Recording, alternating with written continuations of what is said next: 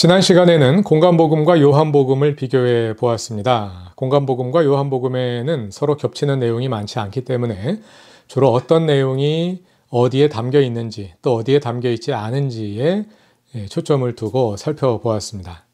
오늘은 사복음서에 함께 담겨 있는 내용들에 초점을 맞추어 보고자 합니다. 그래서 같은 사건과 같은 말씀들이 책에 따라 같은 방식으로 보도되기도 하지만 조금씩 다른 방식으로 담겨 있기도 하기 때문에 사복음서에 어떤 공통점과 차이점이 있는지 이것을 주목해서 보도록 하겠습니다. 강의를 듣는 여러분들에게 한 가지 말씀드리고 싶은 것은요. 제 강의의 목표는 많은 정보를 제공하는 데 있지 않다는 겁니다. 사복음서에 관한 정확한 정보, 많은 정보를 기대하신다면 제 강의를 듣는 것보다 신약성서 개론서를 한 권 선택해서 정독해 보시는 것이 훨씬 나을 것입니다. 제 강의의 목표는 그것보다도 정말 그런가, 그리고 그것의 의미가 무엇인가를 함께 고민해 보는 데 있습니다. 여러분도 강의를 들으실 때 그저 귀로 들으면서 사복음서에 이런 공통점이 있구나, 이런 차이점이 있구나 요약 정리하는 데서 끝나지 마시고 정말 그런가 반드시 성경 본문을 찾아가면서 들으시기 바라고요. 그러면서 생겨나는 여러 가지 고민들이 있을 거예요. 그 고민들을 함께 이어가면서 해답을 함께 찾아가는, 또 우리의 질문을 함께 더 성숙시켜 가는 그런 수업이 될 수 있기를 바랍니다.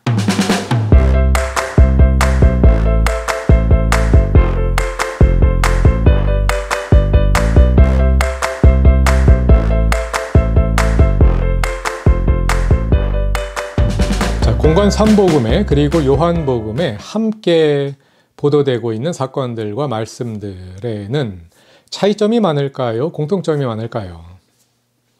물론 공통점이 압도적으로 많습니다. 동일한 예수라는 인물의 사건과 말씀을 기록하는 것이기 때문에 대부분은 같습니다. 그러나 일부 다른 점들이 있어요. 그리고 그 다른 점들이 경우에 따라서는 설명하기가 어려운 그런 점들이 있거든요. 오늘은 그 차이점에 주목해서 설명해 드리도록 하겠습니다. 먼저 사건 배열 또는 말씀의 배열 순서를 한번 살펴볼 수 있는데요. 공관복음에 의하면 예수님은 공생애 중 단 한 번 예루살렘에 올라가셨습니다. 예수님 공생의 대부분은 갈릴리에서 이루어졌고요. 마가복음의 시간 배열을 따르자면 생애 마지막 한 주간만 예루살렘에 가셨고 공생애 전체는 갈릴리에서 활동하신 것으로 나옵니다. 마태복음과 마가복음이 공통되고요. 누가복음을 읽어보면 어린 시절에 예루살렘에 올라가신 기록이 있어요. 요셉과 마리아가 예수님을 데리고 성전에 간 이야기가 있고 또 12살 때 유월절을 지키러 예루살렘에 갔던 사건, 여러분들이 잘 알고 계시죠? 그러나 이 두 사건은 공생애 전에 어린 시절에 이루어진 일이고요. 공생애 중에는 예루살렘에 한 번 올라갔다. 이것은 누가복음도 마찬가지입니다.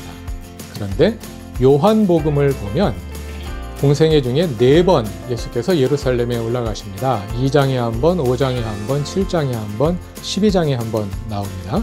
그런데 7장에 나오는 내용은 초막절에 올라가신 거고 2장과 5장과 12장은 6월절에 올라가신 것으로 나옵니다. 우리가 예수님의 공생애가 3년이라고 보통 이야기하잖아요. 그것은 요한복음의 내용에 근거한 것입니다. 공생애 중 6월절에 3번 예루살렘에 올라가셨으니까 그것은 예수님의 공생애가 최소한 3년이 된다는 이야기죠. 다음은 개별적인 사건에 주목해 보기로 하죠. 사복음서에 모두 기록되어 있는 사건들 가운데 하나가 예수께서 예루살렘 성전을 개혁하신 사건입니다. 이 사건이 공관복음에는 마지막 주간, 순환의 한 주간 중에 일어나는 것으로 되어 있어요. 그런데 요한복음에 의하면 공생애 초에 요한복음 2장에 이 사건이 기록되어 있거든요. 같은 사건인데 요한복음은 공생애 초에, 그리고 공관복음은 공생의 마지막 기간에 성전 개혁 사건이 일어난 것으로 서로 다르게 보도합니다. 베드로가 기적적으로 많은 고기를 잡은 이야기가 있죠. 누가복음 5장에도 담겨 있고 요한복음 21장에도 담겨 있습니다. 누가복음 5장은 예수께서 공생의 초에 베드로를 제자로 부르시는 그 사건이 바로 기적적인 어획 사건과 연결되어 있고요. 요한복음에는 예수께서 십자가에 못 박혀 죽으신 다음에 제자들이 모두 실망해서 도망가 버리죠. 그 가운데 베드로가 자기 고향 갈릴리에 가서 고기를 잡다가 부활하신 예수를 만나고 그때 기적적으로 많은 고기를 잡는 사건이 벌어져요. 또 사복음서에 모두 담겨있는 몇 개 안 되는 사건들 가운데 하나가 한 여인이 예수에게 향유를 부은 사건이지요. 조금씩 차이가 있습니다. 이 사건이 언제 일어났느냐? 마태복음과 마가복음은 예수 생의 마지막 순환주간 중에 이 사건이 일어난 것으로 보도합니다. 요한복음은 순환주간 직전에 이 사건이 일어난 것으로 보도합니다. 반면에 누가복음은 공생애 중에 7장에서 이 사건이 일어난 것으로 보도합니다. 이 여인이 예수님의 몸에 어디에 향유를 부었을까요? 마태복음과 마가복음에 의하면 머리에 향유를 부었습니다. 누가복음과 요한복음에 의하면 예수의 발에 향유를 부었습니다. 이 여인의 이름은 무엇일까요? 공관복음서에는 이 여인의 이름이 나오지 않습니다. 요한복음에 의하면 이 여인의 이름은 마리아입니다. 그런데 막달라 마리아는 아니라고 했지요.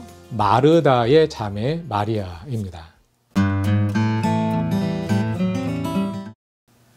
예수께서 제자인 시몬의 장모를 고치신 사건이 공관복음서에 모두 기록이 되어 있습니다. 그런데 마태복음과 마가복음에는 예수께서 베드로를 제자로 부르신 다음에 제자 베드로의 장모를 고치신 이야기로 나오는데, 누가복음을 보면 베드로를 부르시기 전에 부르시는 사건은 5장 1절부터 나오는데 장모를 고치신 이야기는 4장에 나옵니다. 여러분들이 잘 아시는 잔치의 비유가 있죠. 어떤 사람이 잔치를 열고 초대했던 사람들을 부르러 갔습니다. 그랬더니 이유를 대고 거절하고 나중에는 부르러 간 종들을 때리고 죽이고 했다. 이런 이야기 알고 계시죠? 이 이야기가 마태복음에도 나오고 누가복음에도 나옵니다. 마태복음에는 순환의 한 주간에 예루살렘에서 예수께서 이 말씀을 사람들에게 해주신 것으로 나와요. 그런데 누가복음은 14장에 공생애 중에 이 비유를 말씀해 주신 것으로 나옵니다. 마태복음에 의하면 이것은 임금의 아들의 혼인잔치 이야기고, 누가복음에 의하면 그 잔치가 어떤 잔치인지 자세히 나오지 않아요. 이 두 잔치 이야기는 마태복음과 마가복음의 특징을 잘 보여주는 그런 비유이기도 하거든요. 이에 대해서는 나중에 마태복음 공부하고 누가복음으로 넘어가기 전에 좀 더 자세하게 설명드리도록 하겠습니다. 예수님이 공생애 중에 처음 하신 설교는 무엇일까요? 마태복음을 읽어보면 1장과 2장은 탄생 이야기가 나오고 3장과 4장에 공생애 초기에 일어났던 사건들이 나오고 마태복음 5장부터 예수님의 첫 설교가 담겨 있습니다. 5, 6, 7장에 나오는 산상수훈이에요. 마태복음에 의하면 예수님의 산상수훈이 공생애 중 첫 설교입니다. 그런데 누가복음을 읽어보면 예수께서 고향 나사렛의 회당에서 안식일에 성경책을 찾아서 읽고 설명해주는 이야기가 있죠. 주의 영이 내게 임하셨으니 이는 가난한 자에게 복음을 전하게 하려 하심이라. 이것을 누가복음에서는 예수님의 취임 설교라고 부르거든요. 누가복음에 의하면 나사렛 회당 설교가 예수님의 첫 설교입니다. 마태복음의 산상수훈도 누가복음과 비교해 볼 수 있습니다. 같은 설교가 마태복음과 누가복음에 담겨 있거든요. 그런데 마태복음에 의하면 예수께서 이 설교를 어디에서 하셨느냐 하면 산에 올라가서 사람들에게 설교를 하셨어요. 그래서 산상수훈이라고 부르는 거죠. 그와 비슷한 설교가 누가복음은 6장 20절부터 나옵니다. 그런데 17, 18, 19절을 보면 예수께서 이 설교를 어디서 하셨느냐 하면 평지에서 하셨어요. 산이 아니라. 그래서 누가복음에서는 그 설교를 가리켜서 평지 설교라고 부릅니다. 마태복음은 산상수훈이 5장, 6장, 7장에 길게 서술되어 있어요. 그런데 누가복음은 짧게 나옵니다.